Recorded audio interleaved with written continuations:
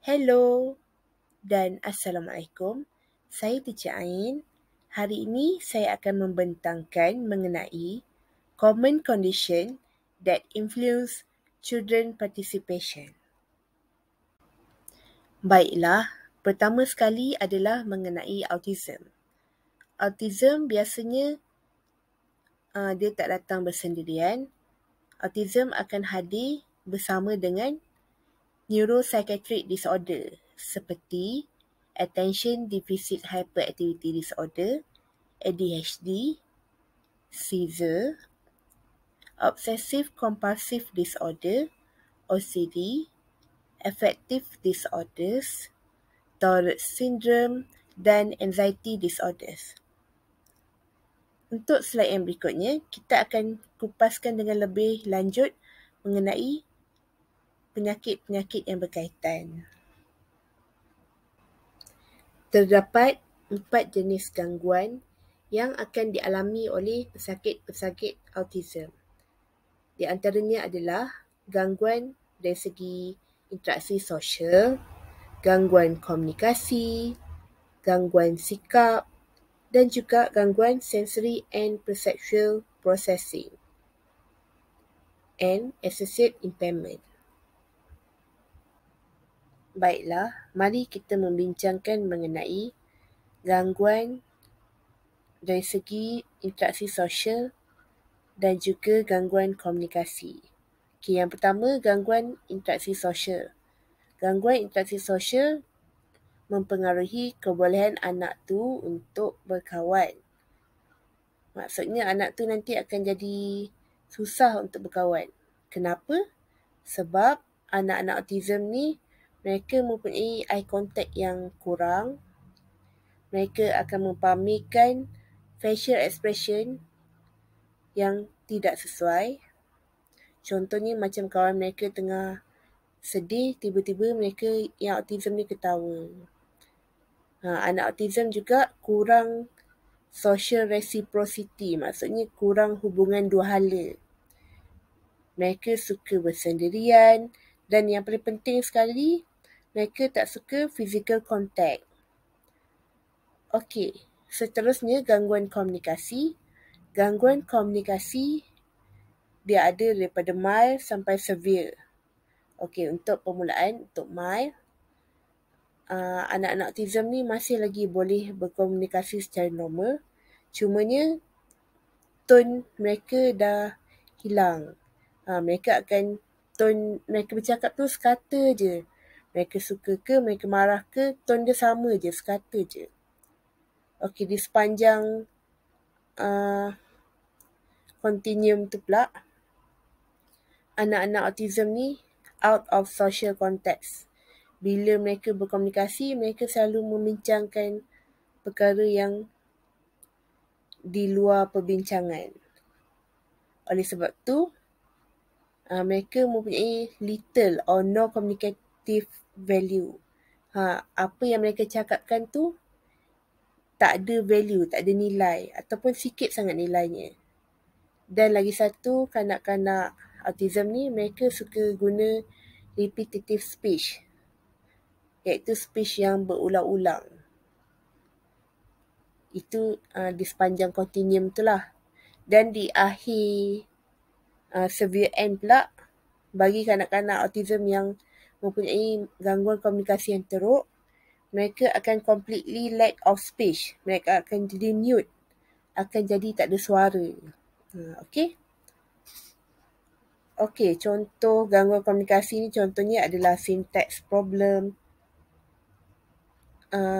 atonal. Atonal ni lah dia monoton ataupun style cakap dia macam robot. Lepas tu pronouns reversal dan juga lack of emotion, kurang emosi.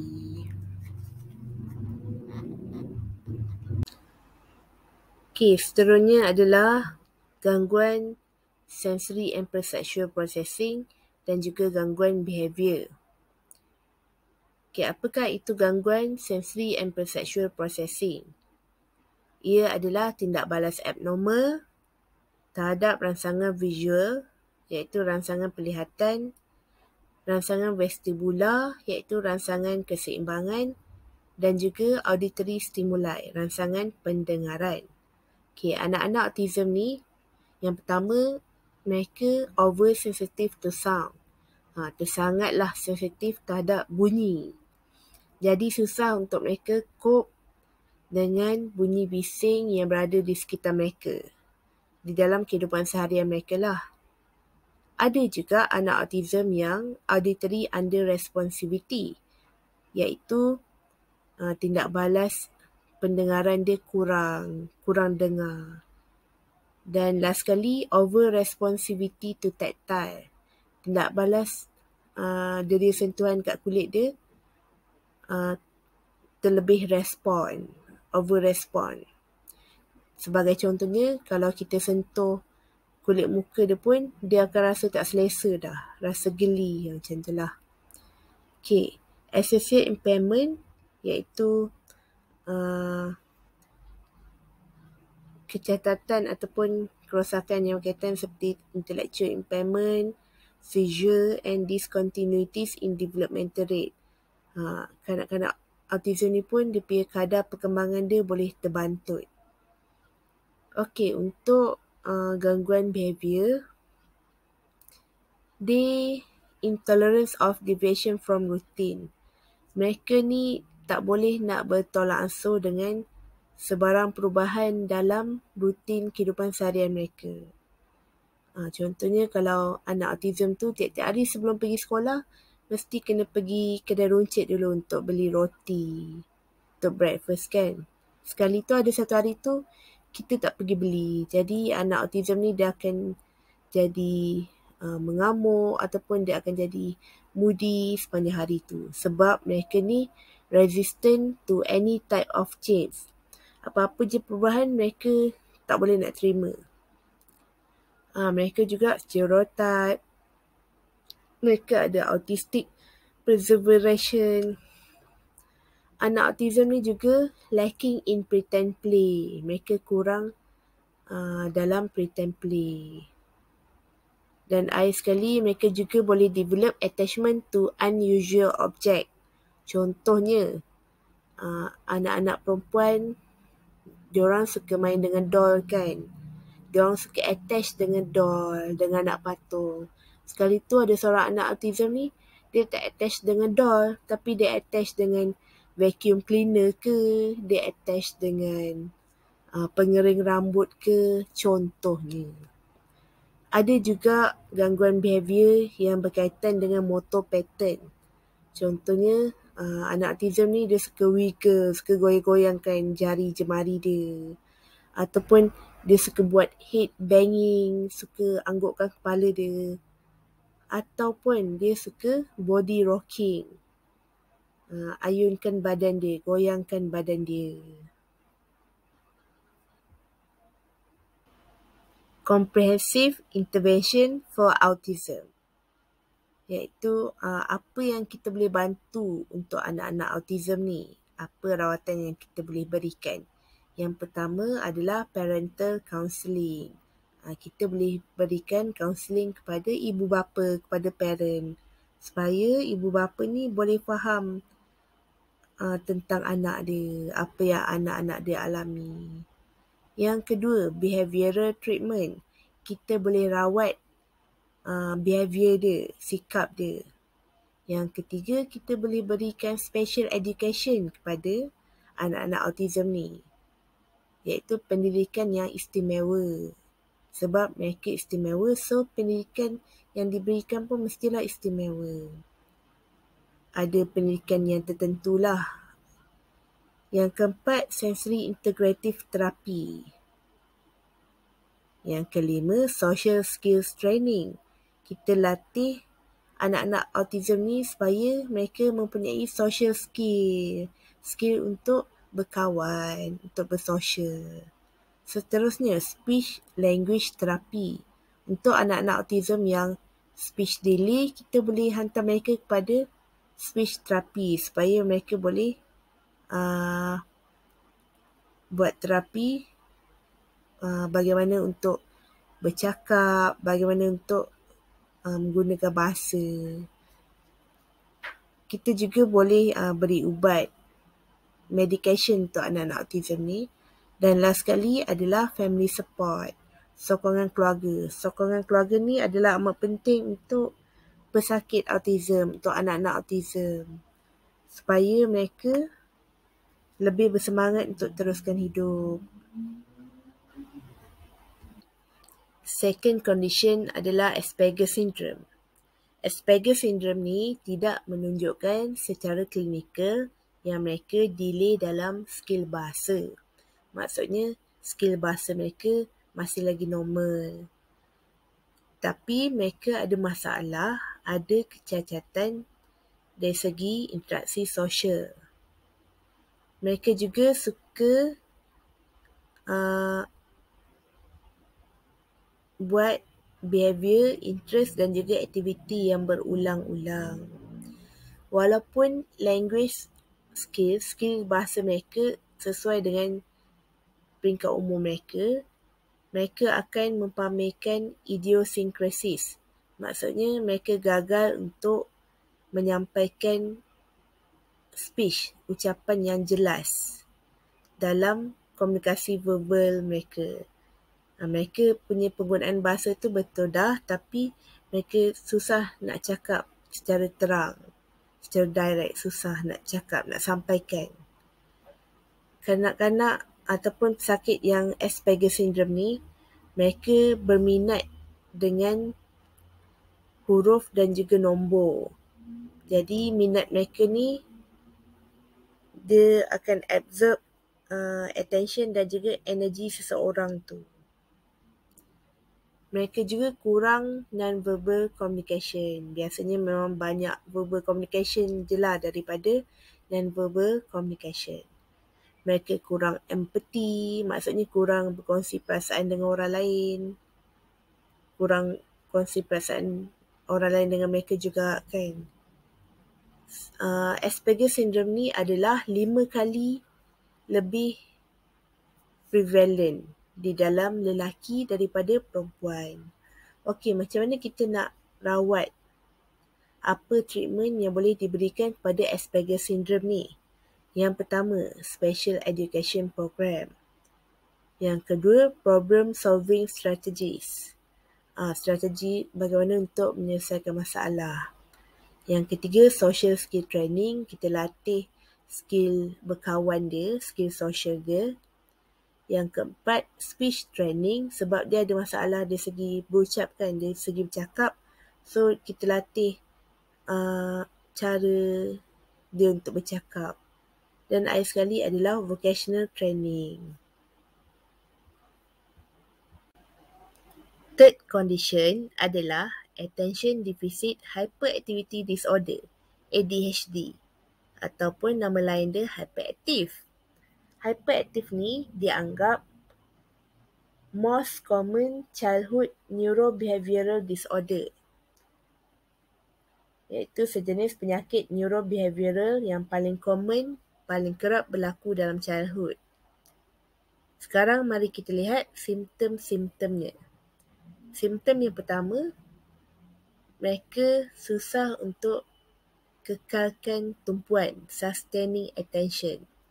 Bila mereka susah untuk kekalkan tumpuan, untuk berikan tumpuan, jadi mereka juga susah untuk mendengar secara aktif apa-apa arahan ataupun perbualan yang berlaku. Mereka juga susah untuk organizing task. Untuk organize task tu mereka susah untuk buat. Anak-anak yang hyperaktif ni, mereka suka bercakap, terlebih bercakap, excessive talking.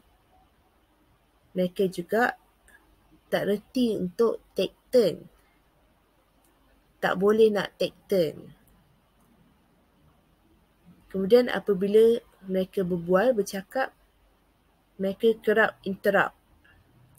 Frequent interruption. Di samping itu, sakit yang hyperaktif ni, mereka akan ada sleep disorder, masalah nak tidur, susah nak tidur. Mereka bosinis, suka jadi bos, suka mengarah ni kan.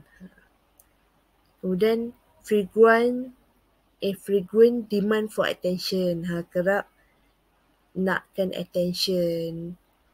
Dysphoria ni maksudnya mereka feeling unhappy, rasa tak seronok. Dan akhir sekali diakhiri dengan peer rejection.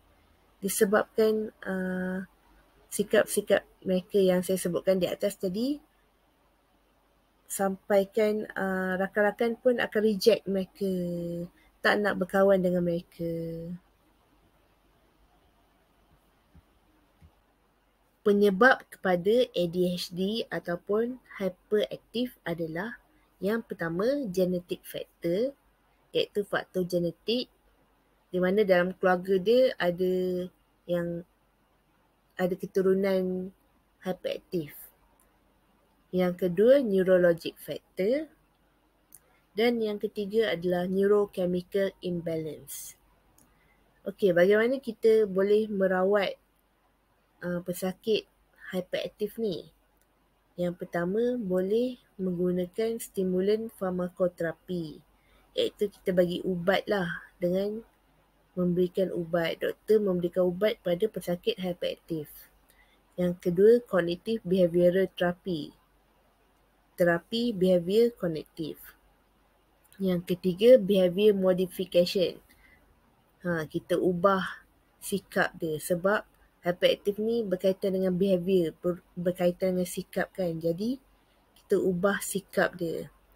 Yang keempat, social skills training, melatih skill berkawan, skill social dia, supaya dia nanti tak adalah kena reject dengan kawan ataupun dia sendiri yang mereject kawan kan.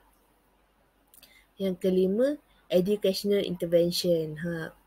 Masih lagi boleh memberikan pendidikan yang istimewa kepada anak yang hyperaktif ni. Dan akhir sekali, psikoterapi. Psikoterapi ni pun berkaitan dengan psikologi. Kita ubah sikap dia secara psikologi supaya dia rasa lebih happy dan dia boleh atasi masalah dia. Masalah hyperaktif pesakit tersebut lah. Learning disabilities. Apakah yang dimaksudkan dengan learning disabilities? Learning disabilities adalah sekumpulan masalah yang akan mempengaruhi kebolehan anak tu untuk master school task, untuk proses maklumat dan juga untuk berkomunikasi secara lebih berkesan. Baiklah, mari kita lihat learning disabilities behavior. Anak-anak yang ada learning disabilities ni, mereka akan ada behavior yang tertentu. Behavior ni kita boleh kategorikan dia kepada 9 kategori. Okey, kategori yang pertama adalah disorder of motor function. Disorder of motor function ini termasuklah motor skill dan juga motor activity level.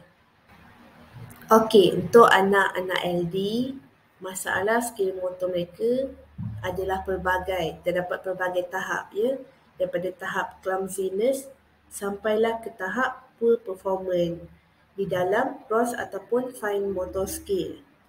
Mereka juga boleh jadi seseorang yang sentiasa suka bergerak, iaitu hyperaktif, ataupun menjadi seseorang yang sangatlah perlahan bergerak, iaitu hypoaktif.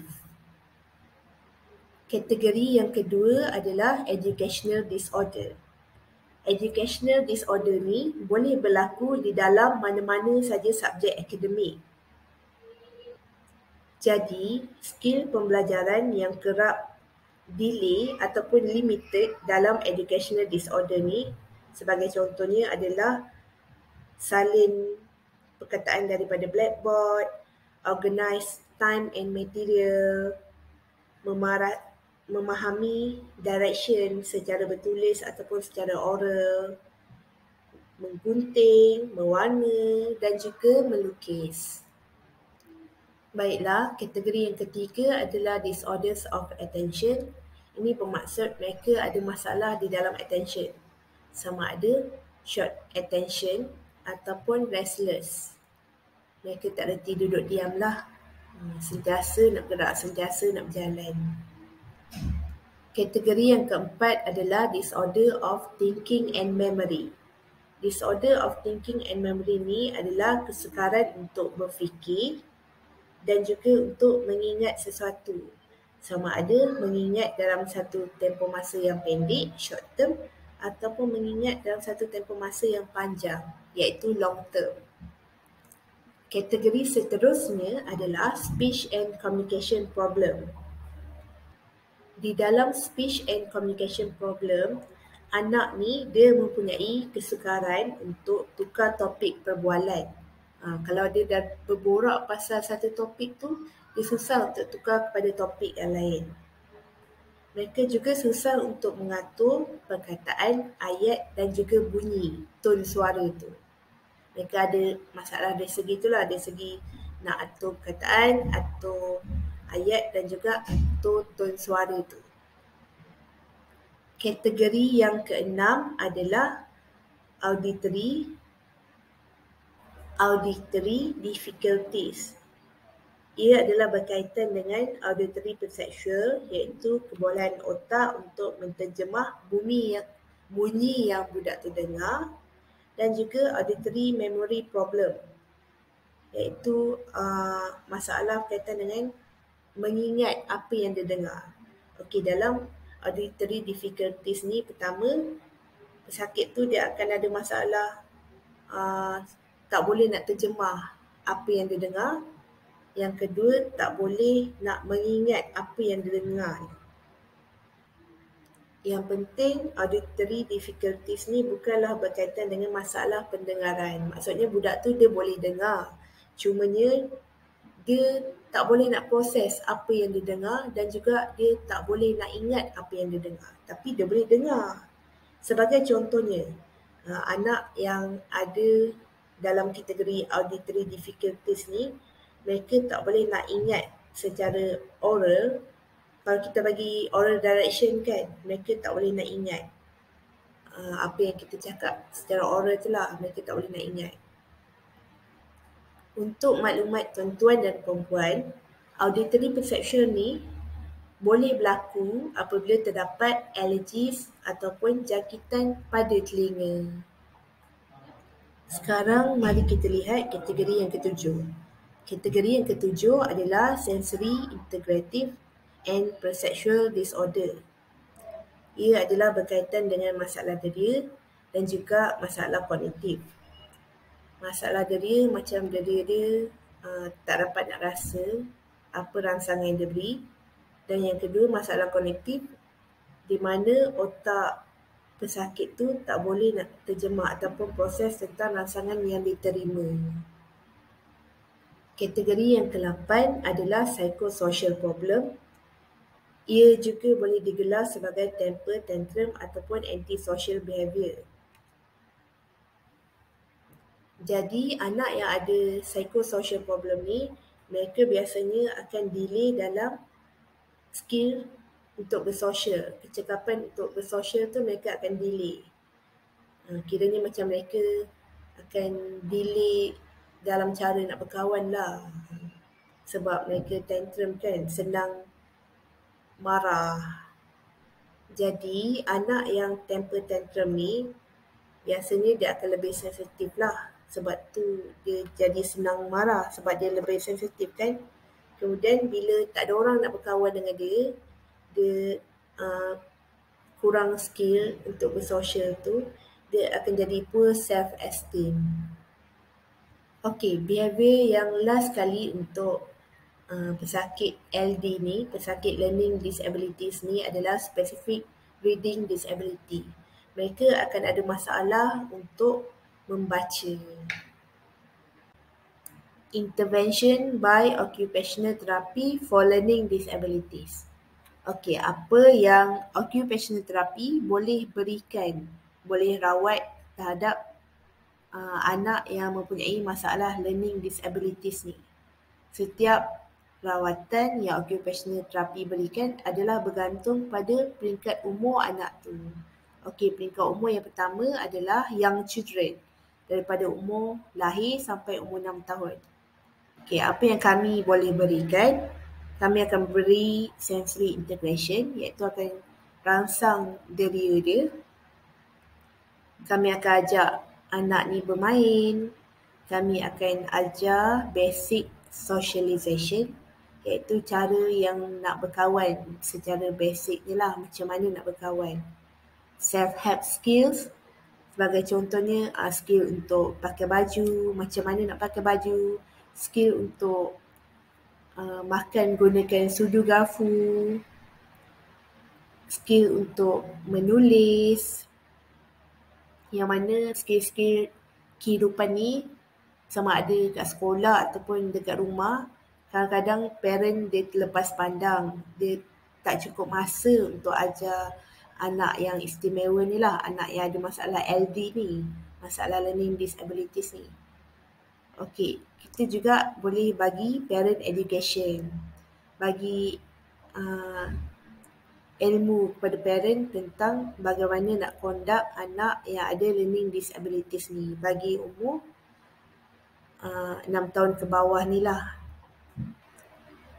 Okey, untuk peringkat sekolah, iaitu peringkat yang dah masuk sekolah ni kan, untuk anak yang dah masuk sekolah daripada umur 7 hingga 17 tahun, kami sebagai occupational therapy masih lagi akan memberikan sensory integration, iaitu rangsang deria dia. Kita juga boleh memberikan additional program tambahan lah untuk promote social play, macam mana dia nak bermain dengan kawan-kawan dia kan. Lepas tu perceptual motor integration, dan juga kita akan berikan writing skill, ajar dia macam mana nak menulis. Last sekali adalah bagi peringkat umur early adolescent, iaitu umur 18 dan ke atas. Kami akan mengajar mereka independent living skill, skill kehidupan supaya mereka boleh independent, boleh berdikari. Kami juga akan mengajar mereka social skill, skill macam mana untuk berkawan, untuk bersosial. Ada development of compensatory and adaptive technique. Ada juga belajar tentang vocational skill. Jadi macam skill-skill vocational lah, macam typing, menjahit. Dan juga kita akan develop interest untuk anak yang ada learning disability ni, supaya mereka akan ada minat. Bila ada minat, mereka akan berminat untuk belajar sesuatu skill tu. Jadi dengan adanya skill tu, mereka boleh berdikari, boleh bina kerjaya untuk teruskan kehidupan macam orang normal yang lain. Last condition pada hari ini adalah berkaitan dengan developmental coordination disorder. Baiklah, mari kita lihat simptom-simptomnya. Yang pertama, anak tu gagal untuk mencapai normal developmental milestone. Dia gagal untuk mencapai perkembangan milestone yang normal. Contohnya, walking, berjalan. Sepatutnya baby yang berumur 9 hingga 15 bulan, seawal umur 9 bulan lah, baby tu dah mula berjalan. Yang kedua, beginning to dress him or herself. Seawal umur 6 tahun, sepatutnya anak tu dah boleh pakai baju sendiri. Jadi mereka mula pakai baju sendiri daripada umur 6 hingga 8 tahun. Dah mula belajar untuk pakai baju sendiri. Okey, simptom yang kedua adalah difficulty performing tasks that involve fine and gross motor skill. Kesukaran untuk perform task yang melibatkan skill motor kasar dan juga skill motor halus. Contohnya, forming letters when they write, nak menulis huruf tu, drawing or catching balls, and buttoning button. Jadi, apa-apa je task ataupun pekerjaan yang melibatkan skill motor kasar, skill motor halus, mereka akan ada masalah di situ. Okay, let's talk about consequence, akibat. Apa akan terjadi bila mereka ada masalah developmental coordination ni. Okay, sebagai akibatnya, ia akan membawa kepada masalah sosial dan juga akademik. Okay, dalam masalah sosial, contohnya, mereka susah nak berkawan sebab macam kawan mereka ajak mereka bermain bola kan, baling bola dengan sambut bola. Tapi anak ni dia tak mampu nak buat sebab dia ada masalah developmental coordination ni. Jadi kawan pun tak naklah berkawan dengan dia. Di samping tu dia juga akan ada masalah akademik di mana dia susah untuk menulis. Jadi bila susah nak menulis, dia pun susahlah nak belajar. Okay, apa intervention? Apa rawatan yang boleh kita berikan kepada anak yang ada masalah developmental coordination ni? Yang pertama, kita boleh berikan special education seperti kita improve handwriting dia, keyboarding dia dan juga manipulation of material. Macam mana dia manipulate sesuatu benda tu. Macam mana dia pegang, dia gunakan jari dia untuk manipulate sesuatu benda tu. Okay, yang kedua, kita boleh di samping special education, kita juga boleh berikan physical education. Seperti kita improve general motor coordination dia. Macam kita ajar dia macam mana nak baling, nak tangkap bola, macam mana nak tendang bola. Itu bagi gross motor skill. Kalau macam fine motor skill pula, kita ajar dia macam mana nak butang baju, macam mana nak fork, nak makan guna sudu garfu.